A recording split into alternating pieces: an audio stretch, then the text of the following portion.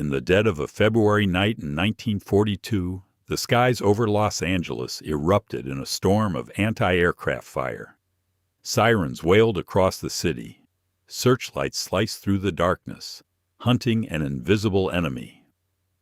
Over 1,400 rounds of ammunition tore upward as terrified citizens huddled in blackouts, convinced that Japanese planes were raining death on American soil just months after Pearl Harbor. When dawn broke, the smoke cleared to reveal nothing. No wreckage, no enemy aircraft, not even a single confirmed sighting that held up under scrutiny. What had America just fired upon? The official explanation called it war nerves.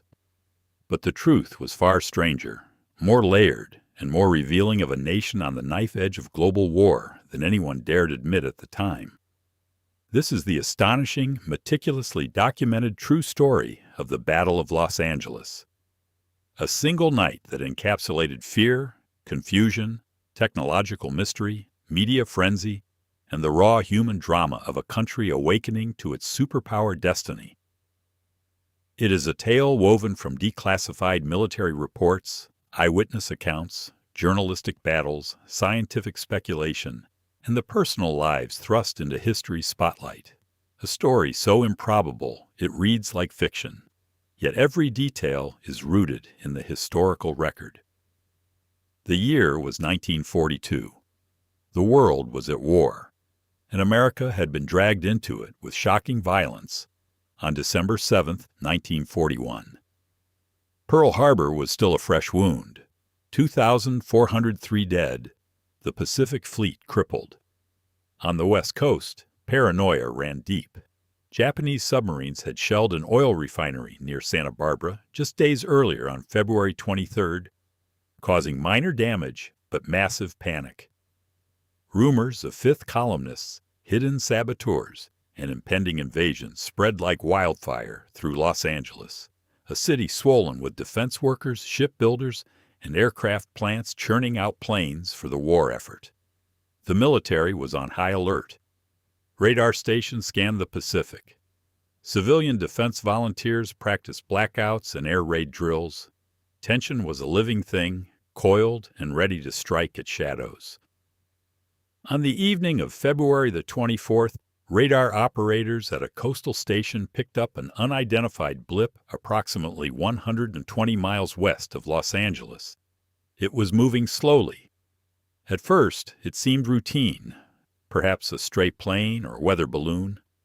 But as hours ticked toward midnight, the contact grew more puzzling. Then, around 2 a.m. on February the 25th, the reports intensified. A large, unidentified object was approaching the coast. Air raid sirens began to howl. The 37th Coast Artillery Brigade, stationed around the Los Angeles basin, went to full alert. Searchlights from the 203rd Coast Artillery Regiment pierced the night sky, sweeping in coordinated patterns honed by months of training. What happened next unfolded with chaotic precision.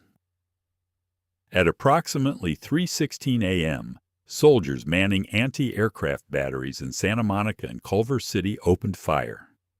The sky lit up with the orange flash of exploding shells. Tracer rounds arced upward in brilliant streams. Residents, jolted awake, rushed to windows and rooftops. Some described seeing a single large, slow-moving object hovering almost motionless, bathed in the glare of multiple searchlights. Others reported several objects or formations that seemed to dodge the incoming fire with eerie agility. The barrage continued for nearly an hour.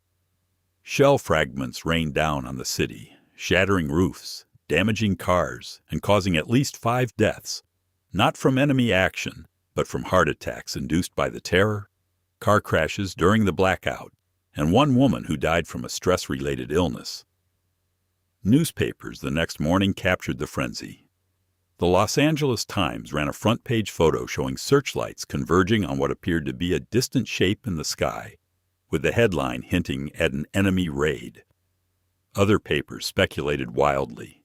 Japanese planes, carrier-launched aircraft, or even secret enemy dirigibles. Secretary of the Navy Frank Knox addressed the nation, downplaying the event as a false alarm caused by war nerves and possibly some stray weather balloons or commercial aircraft. The Army, under Lieutenant General John L. DeWitt, initially suggested up to 15 enemy planes had been involved, but later walked it back. No bombs had fallen. No planes had been shot down. The official conclusion, jittery gunners firing at phantoms. But that tidy explanation never satisfied everyone. Eyewitnesses from all walks of life, housewives, defense plant workers, police officers, and even Hollywood celebrities, insisted they had seen something tangible. A milkman on his pre-dawn route in Long Beach described a large reddish-orange object that hung in the air like a giant balloon or saucer, impervious to the exploding shells around it. An aircraft spotter in Culver City swore he tracked multiple objects maneuvering in ways no